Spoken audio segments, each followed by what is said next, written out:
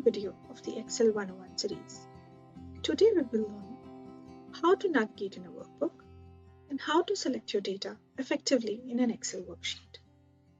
As you can see, there are two scroll bars in a worksheet. These scroll bars provide you with a way to navigate in the spreadsheet easily. One way is to directly click on the horizontal scroll bar here and scroll right and left. And similarly, use the vertical scroll bar to scroll down and up.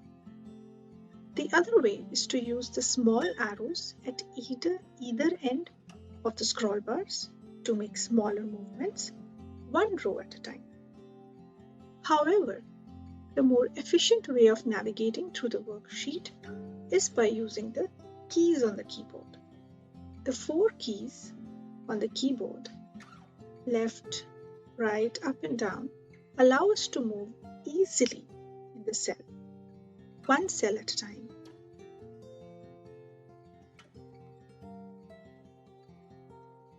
If you need to make bigger movements, use the page up and page down keys to move one page up or down at a time.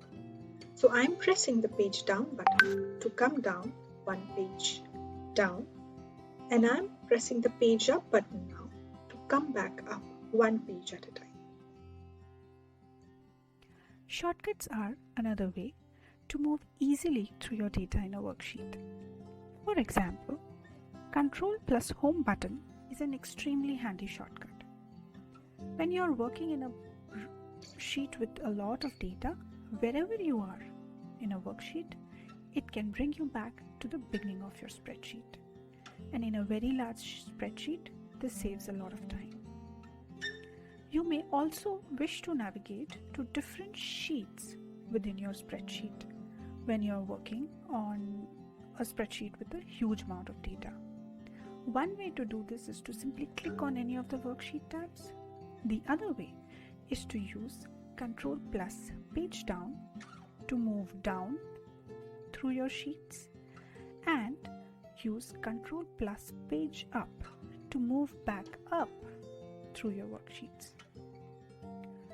Now, when you have multiple data sets in your worksheet, like for example on our screen right now, the Control plus arrow keys shortcut will allow you to move to the edges of the data set and between the data sets. For example, here I'm pressing the Control plus down, right, left, up arrow key one after other to quickly move to the edges within the first data set.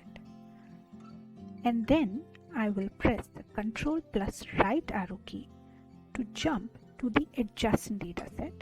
And here again, I am using the same shortcut to move to the edges of this data set.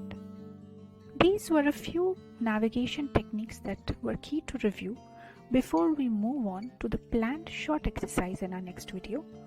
Hope you find this helpful. Stay tuned and see you in the next video. Thank you.